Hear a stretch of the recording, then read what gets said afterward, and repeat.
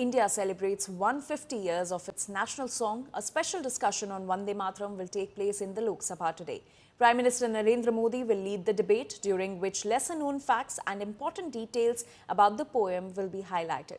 The discussion is expected to commence at noon and will continue for 10 hours. The Congress has announced its list of speakers. Deputy Leader in the Lok Sabha, Gaurav Gogoi, and Wayanad MP Priyanka Gandhi will lead the Grand Old Party's charge.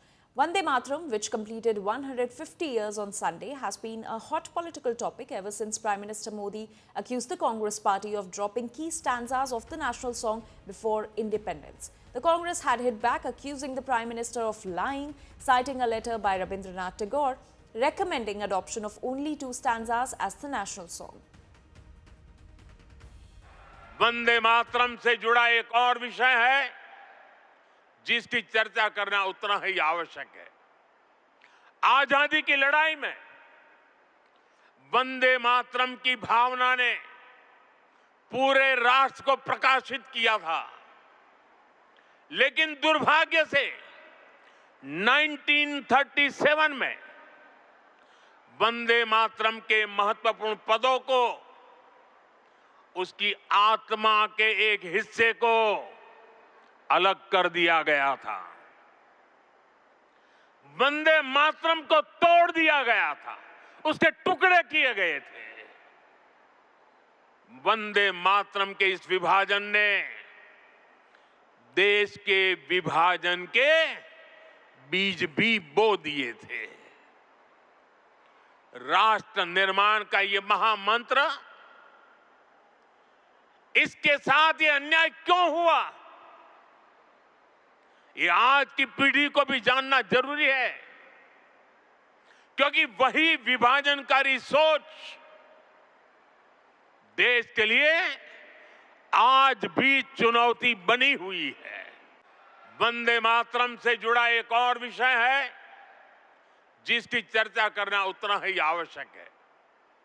आजादी की लड़ाई में वंदे मातरम की भावना ने पूरे राष्ट्र को प्रकाशित किया था, लेकिन दुर्भाग्य से 1937 में वंदे मातरम के महत्वपूर्ण पदों को, उसकी आत्मा के एक हिस्से को अलग कर दिया गया था।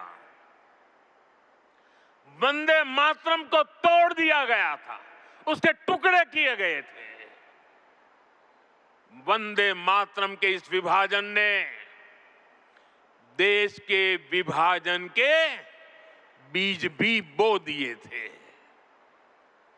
राष्ट्र निर्माण का ये महामंत्र, इसके साथ ये अन्याय क्यों हुआ, ये आज की पीढ़ी को भी जानना जरूरी है, क्योंकि वही विभाजनकारी सोच देश के लिए आज भी चुनौती बनी हुई है।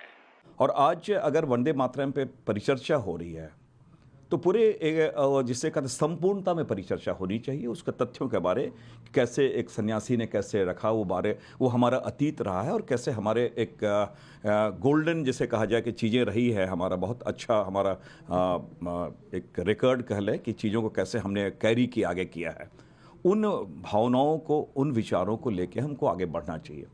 लेकिन जो भारतीय जनता पार्टी और पूरे सरकार की, मोदी सरकार की जो नीति रही है, या परिचर्चा के माध्यम से वो सारी चीज़ों को संकीर्ण बना देते हैं और वो आरोप लगा देते। भाई आज भी मैं कह रहा हूँ, वो आरोप लगाने पे पूरा ये चर्चा को वो निरर्थक बना देंगे। वंदे मातरम देश की आज़ादी के लिए जब संघर्ष हो रहा था, उस समय ये गीत गाया गया था, लेकिन वंदे मातरम गीत के लिए किसी को जबरन गाने के लिए बाध्य नहीं किया जाना चाहिए। सदन में कल इस पर चर्चा होगी और सभी विपक्षी नेताओं को भी इसमें बोलने का अवसर मिलेगा।